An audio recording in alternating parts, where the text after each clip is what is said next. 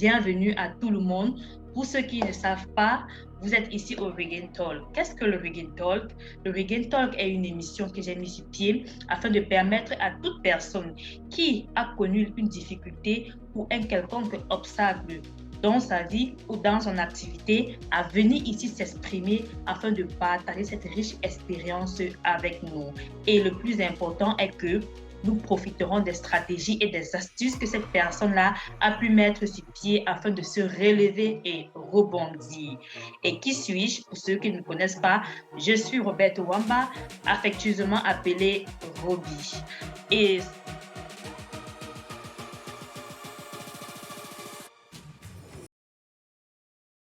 il fallait donner un conseil à une personne qui aimerait se lancer dans ce domaine-là, qu'est-ce que tu lui dirais? Quels sont les erreurs qu'elle doit éviter au tout début? Voilà. Ah, au tout début, avant de se lancer. En fait, je dirais que c'est un domaine où il ne faut pas se lancer sans être passionné. Franchement, si tu te lances dans ce domaine sans être passionné, tu vas abandonner très, très vite. Ah bon? Pourquoi tu Oui. le dis? Pourquoi je le dis? Comme j'ai dit tout à l'heure, toutes les difficultés qu'on rencontre, en fait, parce que quand tu es passionné, tu es plus motivé, en fait. Tu vois, quand tu es passionné, tu as un peu plus de patience avec les clientes qui sont capricieuses et tout ça. Quand tu es motivé, tu as envie de faire toujours bien et tout. Mais quand tu n'es pas motivé, quand un client te va te stresser une, deux fois, là, tu vas vouloir abandonner, tu vas te dire, c'est plus mon truc en fait. Ou bien quand peut-être il y a aussi un autre problème que j'ai oublié de citer tout à l'heure, la douane. C'est vrai que je n'ai plus vraiment ce problème parce que j'avais ce problème au début quand j'ai commencé les perruques. C'est déjà quand tu commandes les mèches arrivent normalement et après tu reçois encore la lettre de la douane. Donc il faut encore OK. payer la douane. Donc c'était Et vraiment compliqué. Ça avant fait que tu ne que continues, comment tu as pu contenir ce problème? Parce que c'est un problème vraiment justement, très... je vais dire, il faudrait que tu en parles un peu plus en détail. Parce qu'il y a malheureusement certaines personnes qui font face à ce problème et peut-être qui abandonnent et qui ne savent peut-être pas comment justement, contourner. Si tu peux en parler, c'est pas... nous dire comment est-ce que tu as pu contourner ça.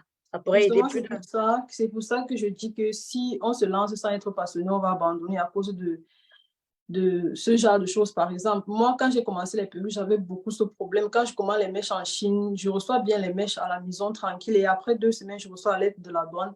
C'était toujours ça, en fait. À chaque fois, je changeais toujours de livreur de mèches, en fait. Donc, je changeais toujours parce que je ne voulais plus cette histoire de douane et après, c'était toujours les mêmes choses. Donc, peut-être, tu peux t'imaginer, peut-être tu achètes les mèches de 400 € et après, normalement, tu as peut-être calculer, gagner peut-être dans les 400 € que tu as dépensé, peut-être 150 €. Et après, tu reçois la lettre de la douane, peut-être 90 € à payer. Donc, c'était vraiment un truc de ouf. Mais avec le temps, depuis 2020, depuis 2028, je Oui. n'ai plus de problème parce que j'ai rencontré un autre livreur avec qui ça se passe plutôt très bien. Je ne sais vraiment pas comment il fait, mais j'ai j'ai en fait, j'ai bien parlé avec lui. J'avais expliqué le problème que j'avais avec d'autres vendeurs et tout. Il m'a dit que voilà, on va essayer de jongler la douane. Et honnêtement, je ne sais pas vraiment comment il fait, mais je pense qu'il le fait très bien en fait. Et puis, Dans tous les cas, tu reçois ta marchandise maintenant, tu oui, peux besoin de je payer la douane. reçois, comme je dis, depuis 2020, quand je commande les mèches chez lui, ça arrive tranquille. Je n'ai pas de problème de douane, je n'ai plus rien à payer et tout. Donc, lui, il arrive à très, très bien contenir en fait. D'accord. Oui. D'accord. OK. De toute façon, ceux qui sont intéressés et qui aimeraient peut-être avoir le contact de tes fournisseurs, je suppose que voilà, ils peuvent se rapprocher de toi. C'est vrai que plusieurs Ok. vendent ces contacts. Tu le fais également ou bien tu Non, je ne pas du vends tout? pas le contact des Ah, fournisseurs. Je ne vends pas le contact des fournisseurs parce que mon fournisseur, moi-même, je l'ai cherché. J'ai cherché mon fournisseur, moi-même, je n'ai pas acheté de contact. Je trouve que c'est mieux. En fait, je conseillerais à une personne qui veut se lancer dans les perruques de chercher son fournisseur elle-même, en fait. De chercher son OK. fournisseur elle-même. Donc, de C'est se plus cogner la facile tête et puis ça d'aller prend un de genre. 5 à 10 fournisseurs, Hum, alors hum. que peut-être elle peut venir vers toi et tu lui vends ce contact. C'est trop facile selon toi ou bien? Justement, c'est trop facile. Non seulement c'est trop facile et non seulement c'est trop facile et aussi, honnêtement, ces livreurs-là ne sont pas sérieux. Tous, en fait, il n'y a même pas un livreur qui est sérieux. Le livreur te prend, en fait, comme tu Le viens. fournisseur, tu veux C'est-à-dire, dire? Ouais. oui, le fournisseur, en fait, te prend comme tu viens. Si tu viens en mode, ah, on m'a donné ton contact, je suis, il va t'envoyer. En fait, les premières commandes, il faut toujours remarquer, ils essaient toujours de mélanger les mèches pour voir ce que tu t'y connais. Donc, ils essaient toujours de mélanger les mèches. Tu commandes peut-être 10 pièces. Oui, si tu commandes peut-être 10 pièces comme ça, ils vont mettre peut-être 6 pièces, vraiment la bonne qualité, comme tu as demandé. Et après, ils vont mettre 4 pièces qui ne sont pas vraiment trop ça. Quand tu ne remarques pas, ils le font tout le temps. Tout le temps. Du coup, oui, même si je donne le contact de mon fournisseur à quelqu'un, il peut faire la même chose à la personne. Donc, moi, je dirais que quand tu abordes un fournisseur, essaye d'être sérieux. C'est-à-dire, tu lui dis, voilà, je suis vendeuse de mèches ou bien je confectionne les perruques depuis peut-être tel nombre d'années. J'aimerais qu'on travaille ensemble. En fait, tu lui montres que tu es vraiment sérieuse, quoi. D'accord. Donc, justement, et voilà, tu t'exprimes et voilà. Et tu lui dis que voilà, s'il te donne vraiment les mèches de bonne qualité, vous allez sortir gagnant-gagnant, en fait.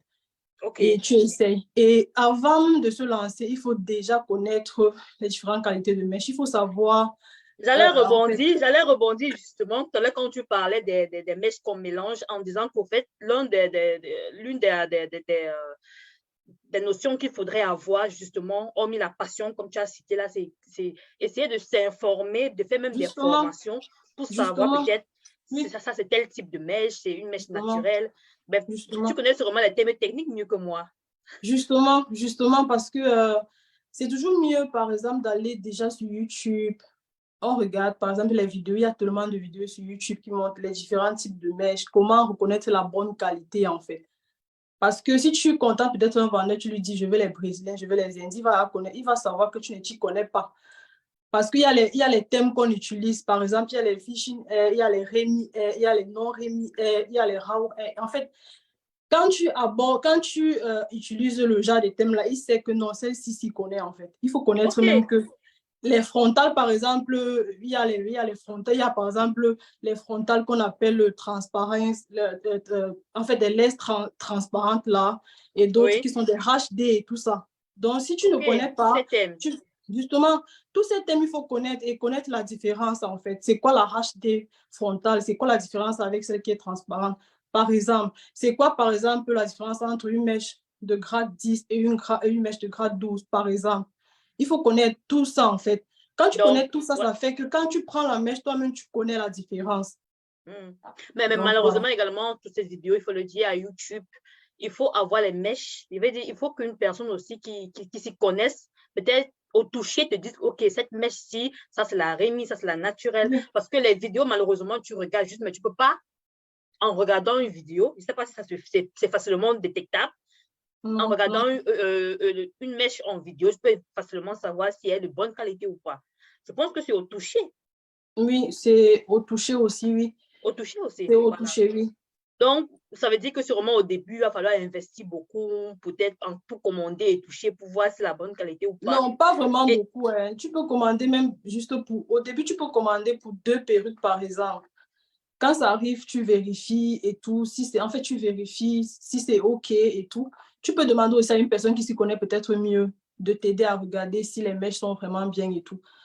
Donc, et après, pour les autres fois, tu peux commander un peu plus et tout. Et à chaque fois si tu remarques que le vendeur a mélangé, tu lui dis directement que moi, je vais te renvoyer tous les boules que tu as mélangés là, en fait. Donc, tu lui montres que tu ne blagues pas, en fait, parce que si tu ignores ça, il va toujours faire ça. Tu l'as déjà fait quand tu as remarqué un cas pareil? Bien sûr, une fois, j'ai fait ça une fois, en fait. Parce qu'avant, je commandais les mèches sur AliExpress et depuis 2020, maintenant, je commande sur Alibaba. Oui.